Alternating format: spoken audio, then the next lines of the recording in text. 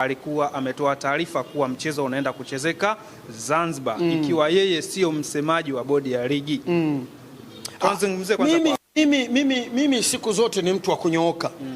Na Mwenyezi Mungu anisaidie sana niwe na kauli thabiti mpaka kesho naingia kaburini. Sawa. Iko hivi. Yule mtoto akasema si tulishamalizana na Waarabu. Muona bwana, naona huenda mechi yetu ya dabi si tutakuja kuchezea huku kwa Mkapa. Nani Benjamin New Amani Complex. Lakini sio alisema kwa kwamba Simba na Yanga tunakuja kuchezea wapi? Huku New Amani. Amani. Sio kweli. Lazima tuende tukubali. Yule yeye alisema tu.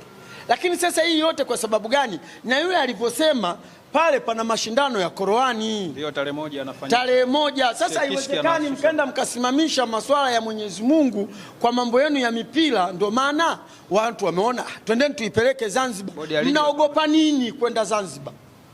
Kelele za nini kwenda Zanzibar? Jeshi umeshaliandaa. Limekamilika. Unaogopa nini? Twendeni. Kama tunakwenda kula za uso ndio mjue kwa kwamba bado hatujakaa sawa. Wao wanacholaumu wanasema kwa nini taarifa ianze kutoka kwa yule hakutoa taarifa, yule kaongea. Sio kama namtetea, vitu vingine tunapenda kupublish maneno. Yule yeye kasema, unajua Alikamwe ni mtu wa kulopoka. Umenelewa? Ni mtu wa kulopoka. Alikamwe unaweza kumtofautisha na mheshimiwa diwani?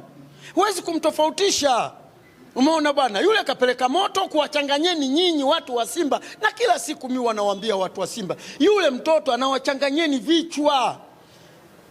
Anawachanganyeni hivyo. Umeandaa jeshi lako, unaiogopa Yanga, unaiogopa nini? Uko vizuri, unajua kabisa mimi nikikutana na Yanga kinawaka, unaogopa nini? Uwanja wowote ule twendeni.